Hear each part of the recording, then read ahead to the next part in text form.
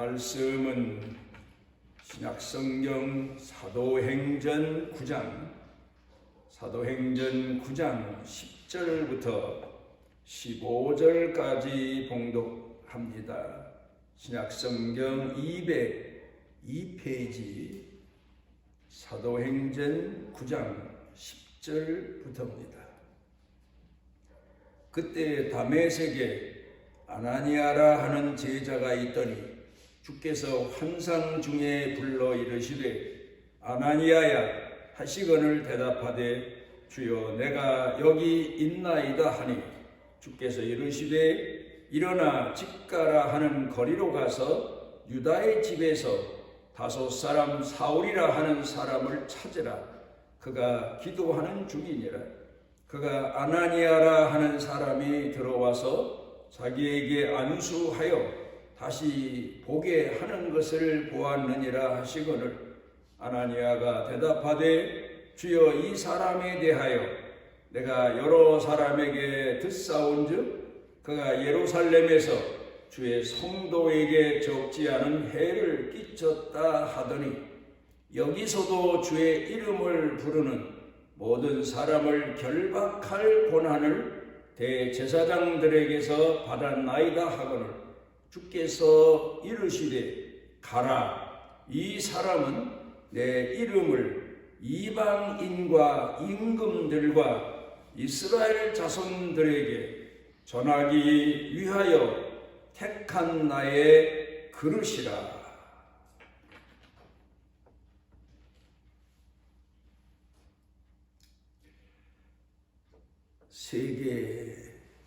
세상사를 돌아보면 그 어떤 시대는 영웅시대, 그 어떤 시대는 배고픈 시대, 전쟁시대, 또 그런가 하면은 자기를 가르칠 스승을 찾아서 제자들이 찾아다니고 또 몰려오는 이제 그런 스승시대. 그런가 하면 우리가 겪었던 성공시대, 또 요 근간에 사람들이 피부로 느끼는 유명인 시대, 연예인이나 스포츠계에 뛰어난 사람이거나 정치 세계에서 주목받는 사람, 각 시대마다 사람들이 동일한 인생사를 살면서도 그들이 주목했던 그런 분야는 여럿으로 구분이 됩니다. 그런데 카일 아이들만 교수가 제자인가 팬인가 이런 글을 썼습니다. 그러니까 현대 그리스도인들은 예수를 믿어도 예수님 당시처럼 예수님을 따라다니며 예수님을 배우고 예수님을 섬긴 그런 제자의 신앙을 가진 사람이 그렇게 많지 않다. 그리고 오늘 연예계, 유명인사 이런 사람들에 대해서 열광하며 따르는 군중들처럼 교회 다니긴 하고 예수 믿는다고 하긴 하지만 그저 군중일 정도다, 팬일 정도다. 한 연예인에게 열광하는 팬일 뿐이다. 그 예수님을 따라서 배우고 예수님의 인격을 그대로 본받고 예수님을 섬기고 그렇게 사는 사람들이 많지가 않다. 그래서 예수님께서 산상보훈에서 말씀하신 것처럼 마태복음 5장에서 예수님이 이런 말씀을 하십니다. 너희는 세상의 소금이다. 너희는 세상의 빛이다. 나를 따르는 사람은, 내 제자는, 나를 믿는 사람은 세상의 소금이 되어야 된다. 세상의 빛이 되어야 된다. 그런 말씀을 하셨습니다. 열광하면서 소원이나 이루기 위하여 예수님을 따르는 정도 가지고는 안 된다. 그런 의미에서 말씀하십니다. 세상의 소금이다. 세상의 빛이다. 도대체 그 의미의 내용이 뭘까? 마태복음 5장에서 예수님은 심령이 가난한 사람이 세상의 빛이요 소금이다. 또 영적으로 신앙 생활을 바로 하기 위해서 늘 자기 자신을 쳐서 복종케 하며 하나님 앞에 애통하며 기도하는 사람이 세상의 소금이요 빛이 된다. 온유한 사람이다. 또 그런가 하면은 의에 줄이고 목마른 사람이다. 또 긍휼히 여기는 사람이다. 또 마음이 청결한 사람이다. 그런가 하면은 하나님과 사람과 또 사람과 사람 사이를 화평케 하는 자다. 그런가 하면 의를 위해서, 신앙을 위해서 세상 사람들로부터 핍박을 받는 자다. 그런 의미에서 너희는 세상의 소금이다. 너희는 세상의 빛이다. 그렇게 말씀을 하셨습니다. 열왕기하 2장에 보면 엘리사가 여리고라고 하는 성읍에 들어갑니다. 그런데 사람들이 엘리사에게 하소연을 합니다. 우리 지역의 근간에 물이 마실 수가 없이 되어버리고 말았습니다. 사람이 물을 마시고 살아야 되는데 물이 살아가는데 절대적으로 필요한데 물이 마실 수 없게 됐습니다. 그러자 엘리사가 깨끗한 그릇에 소금을 담아와라. 그래 그 담아온 소금을 그 마실 수 없는 물에다가 뿌리고 놨더니 그 물이 마실 수 있는 물이 됐다. 그런 내용이 나옵니다. 깨끗한 그릇에 담겨진 소금. 오늘 그리스도인들이 이 역사적인 사건을 통해서 배워둬야 됩니다. 우리가 사는 세상은 사람들에게 있어 가장 중요한 요사이 흔히 말하는 사랑 타령을 하는 그런 시대 아닙니까?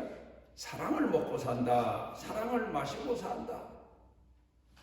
사람은 밥만 먹고 사는 존재가 아니라 사랑을 먹고 사랑을 마시고 사는 존재다. 영적인 의미, 정신적인 의미에서.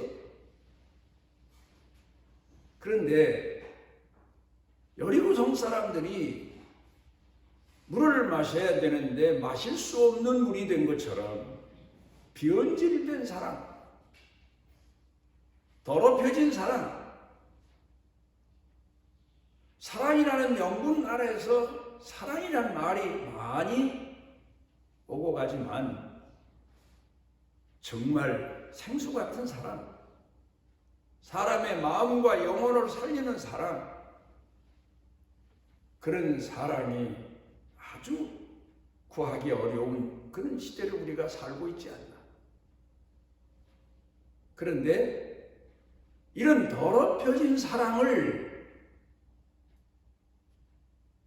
고칠 수 있는 방법은 깨끗한 그릇에 담겨진 소금. 무엇을 말합니까? 예수 그리스도의 말씀과 성령으로 거듭난 그야말로 소금이요 빛된 신앙인이라야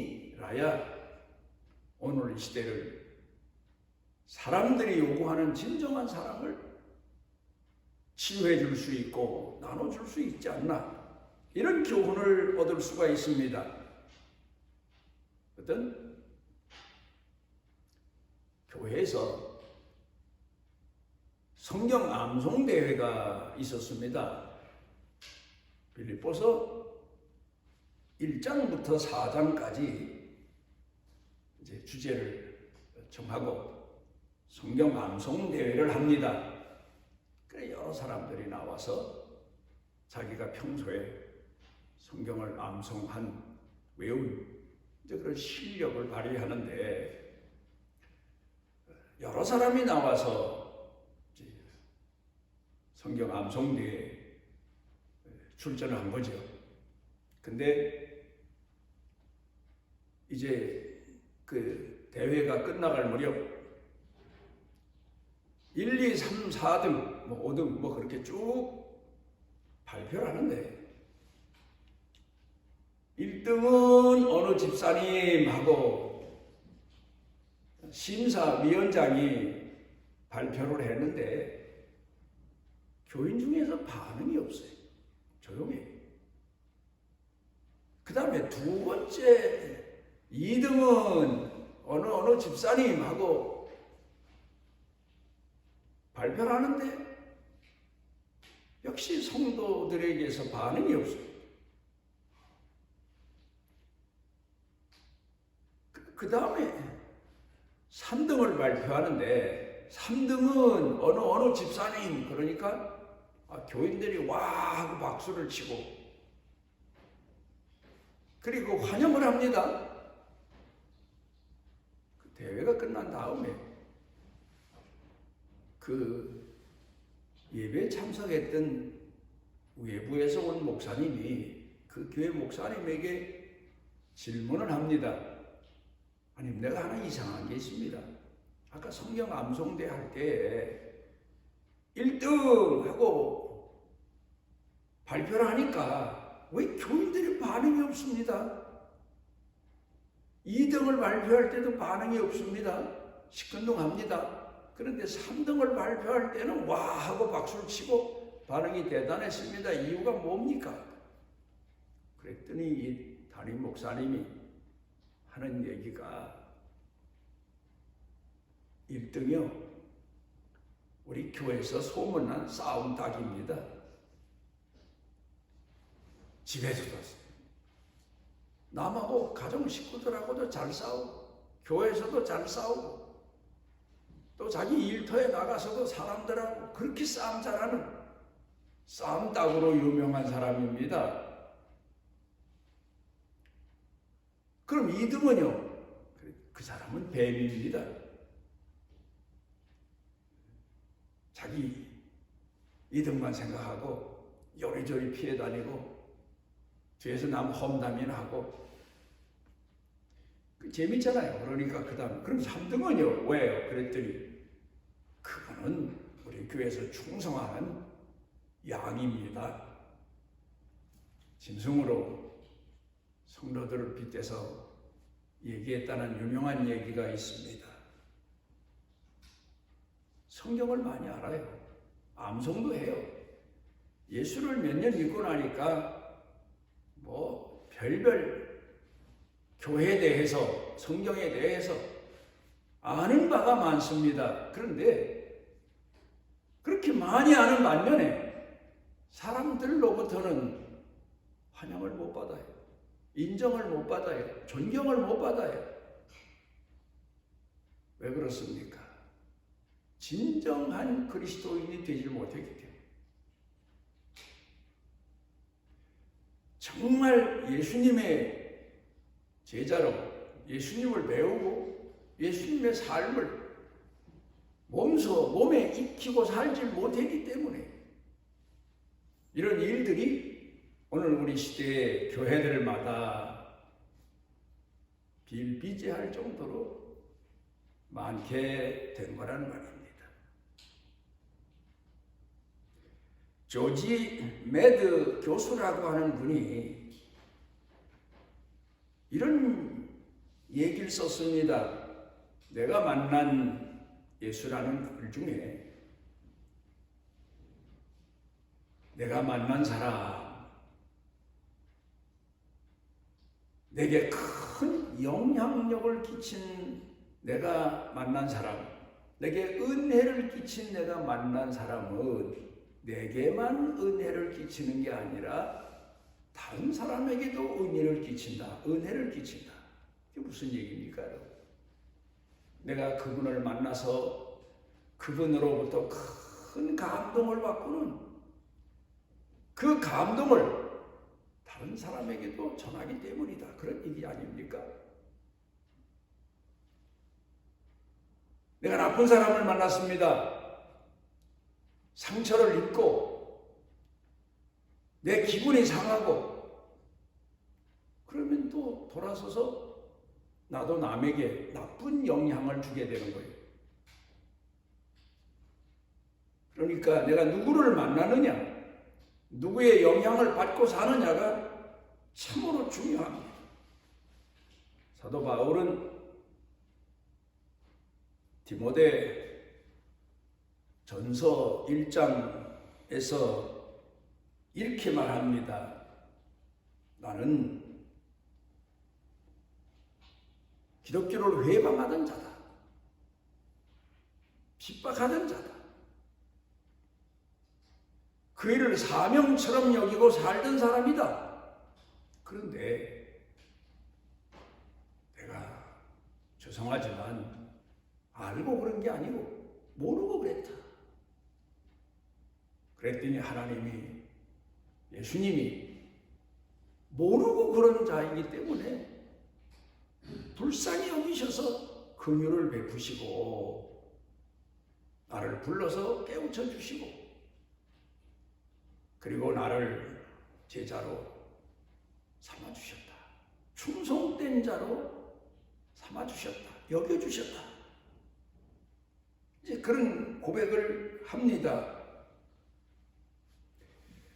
그러니까 이 사도 바울이라고 하는 사람은 교회를 핍박하는 사람입니다. 그런데 그렇게 핍박한 것은 모르고 그랬다. 내가 조금이라도 예수님을 바로 알았더라면 그러지 않았을 텐데 모르고 교회를 핍박하고 예수 믿는 사람을 핍박했다. 그리고 그 핍박자 중에서 얼마나 열심을 다한 사람인지 모른다. 그래, 오늘 성경 본문을 놓고 보면 사도 바울이 예루살렘에서 다메섹까지 공문서는 권한을 부여받아 가지고 예수 믿는 사람들을 잡아서 예루살렘까지 끌고 와서 종교 재판을 하기 위해 갔던 사람입니다. 그런데 그 다메섹이라고 하는 곳은 오늘날 다마스쿠스라고 하는 지역인데 예루살렘에서 비행기 타고 1시간쯤 거리에 있답니다. 그런데 거기를 옛날 사도 바울 때 가려면 일주일이 걸리는 거리였다고 합니다. 그러니까 예수 믿는 사람을 잡아들이기 위해서 일주일 동안을 가다 해저물면 자고 또 그 이튿날 또 걸어가고 잡아오기 위해서 일주일을 걸어갔던 사람, 거기까지 애쓰고 갔던 사람입니다. 이렇게 예수 믿는 사람을 하나님을 모독하는 사람으로 곡해해서 그 사람들을 잡아들이고 재판하고 세상에서 잘못된 종교를 믿는 사람들을 없애기 위해서 앞장섰던 사람. 그런데 사도 바울은 모르고 이렇게 살았다는 거예요. 그런데 오늘 많은 그리스도인들은 얼마나 예수님을 잘 안다고 합니까? 얼마나 성경을 잘 안다고 자부합니까? 그런데 자부하면서도 하나님 말씀대로 순종하지 않고 살질 않고 하나님의 선하신 뜻대로 살질 않는 겁니다. 예수님 당시에도 그런 사람 많았죠. 그런데 예수님은 사도 바울을 아신 분입니다. 아시죠? 그래서 모르니까 저러는구나. 그래서 사도 바울을 불러서 예수님이 이 땅에 오셨던 그 사실을 아나니아라고 하는 제자를 통해서 가르쳐 주니까 그래서 깨닫고 이 사도 바울이 훌륭한 예수님 말씀을 본받고 예수님 삶을 본받고 예수님을 섬기며 복음 전하며 사는 아주 큰 일꾼이 된 겁니다. 유명한 말이 있습니다.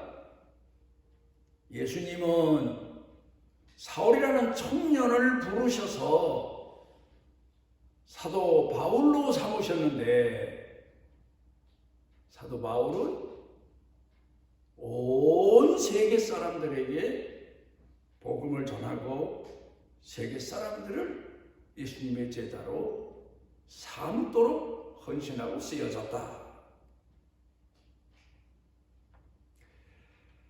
디모데 후서 2장에 보면 사도 바울이 디모데에게 목회하는 디모데에게 이런 비유적인 설명을 합니다. 교회라고 하는 곳은 마치 큰 집에 들어가면 식당에 가면 그 집에 그릇이 많은 것처럼 어떤 그릇은 금그릇, 어떤 그릇은 은그릇, 부잣집 부엌에 가면 어떤 그릇은 나무그릇, 그런 것처럼 교회 사람들은 교회를 위해서 쓰여지는 그릇과 같다. 이제 그렇게 설명합니다.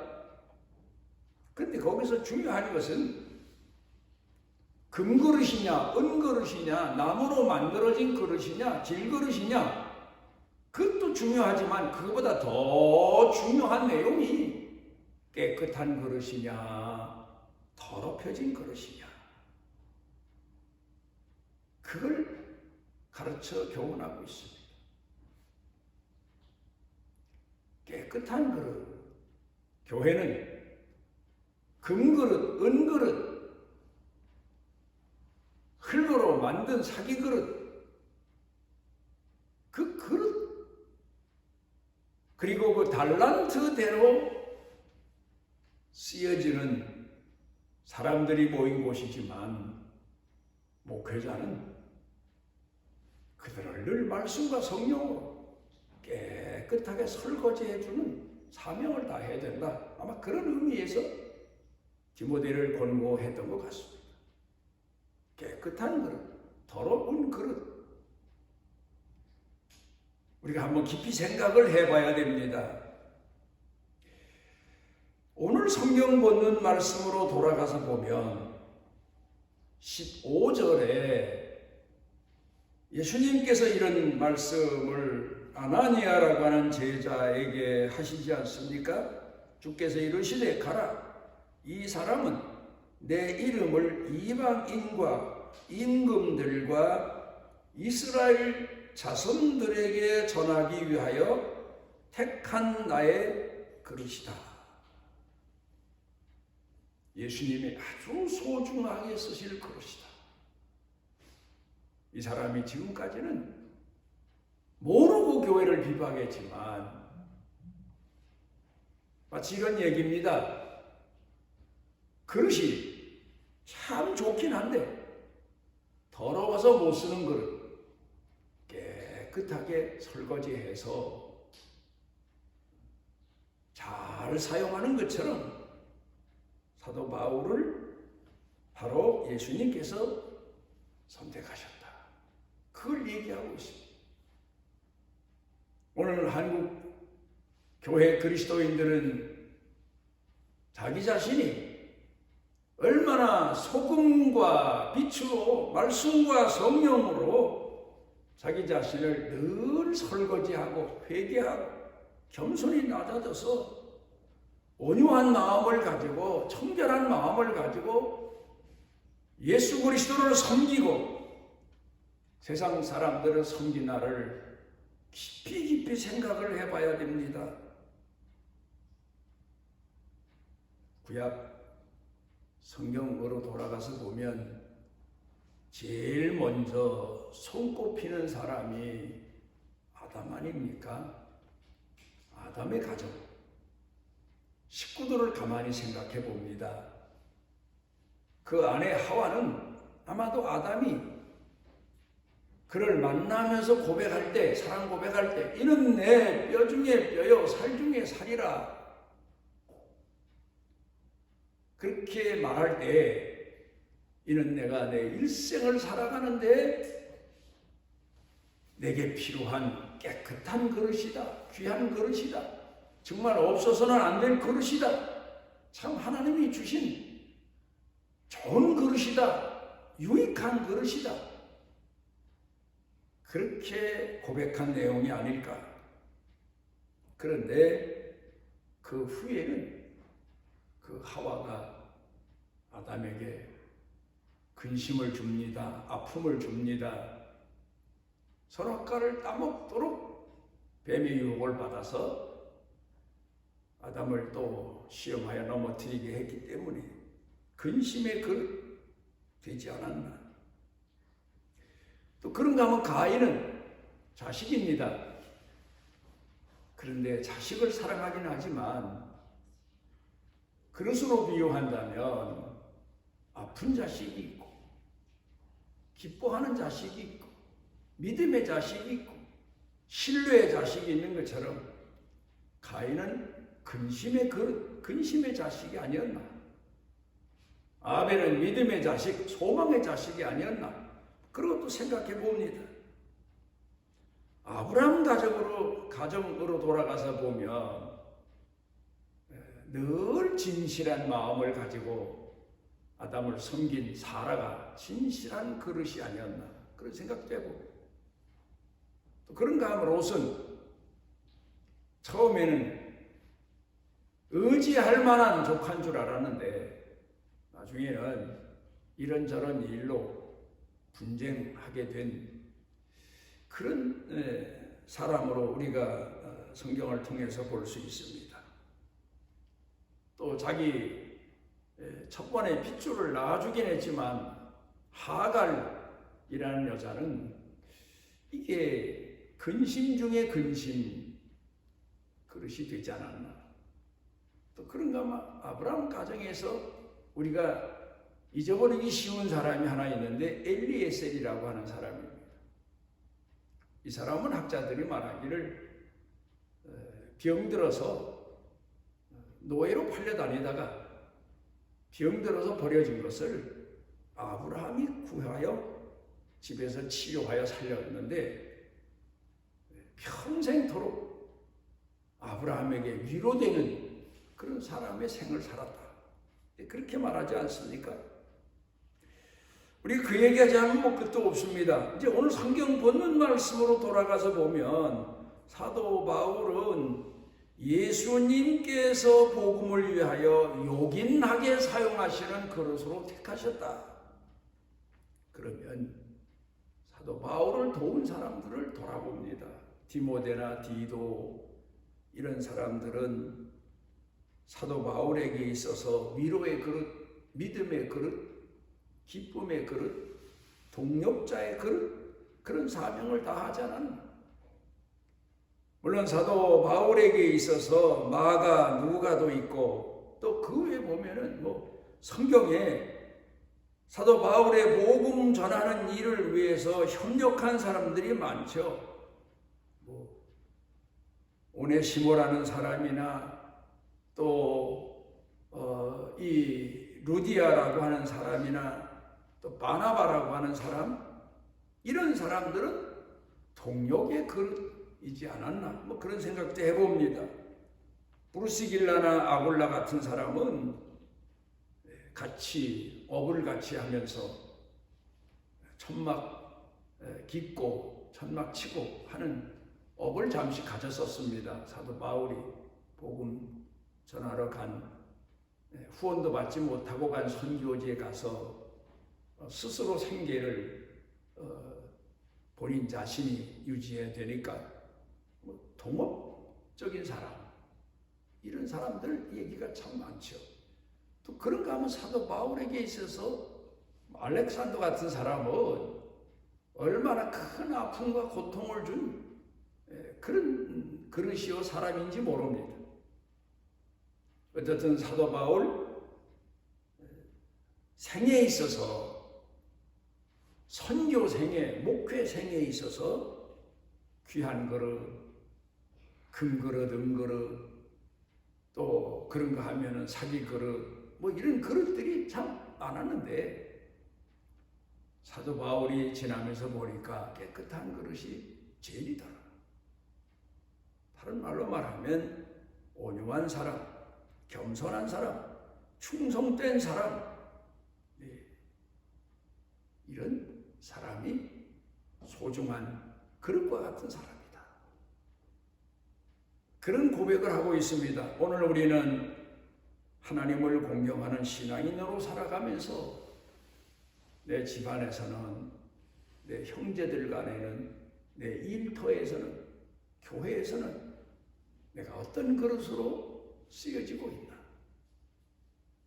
이 사실을 스스로 돌아보고 다른 그릇들을 우리가 깨끗하도록 도와줄 수 있는, 나도 늘 나를 돌아보며 회개하고 진실한 마음으로 하나님을 공경해야 됩니다마는 포용하고 용서하고 이해하고 사랑하는 그런 빛과 소금의 사명을 다하는, 그러면서 복음의 전도자로 생을 살 수 있는 축복이 넘치게 되시기를 바랍니다. 우리를 사랑하셔서 주의 전에 이르게 하신 아버지, 기도하옵는 것은 하나님이 우리도 사도 바울처럼 복음의 그릇, 주님 성전에 많은 사람들이 오르며 하나님 말씀을 사모하고 성령의 생수를 사모하는 주님 집에서 소중히 쓰여지는 그릇들로 선택하고 사용하시오니 더 성결한 그릇, 더 깨끗한 그릇, 더 빛으로 충만한 그릇, 말씀과 성령이 담겨진 소금으로 가득한 그릇의 사명을 다하게 하옵소서. 예수님 이름으로 기도드리옵나이다. 아멘.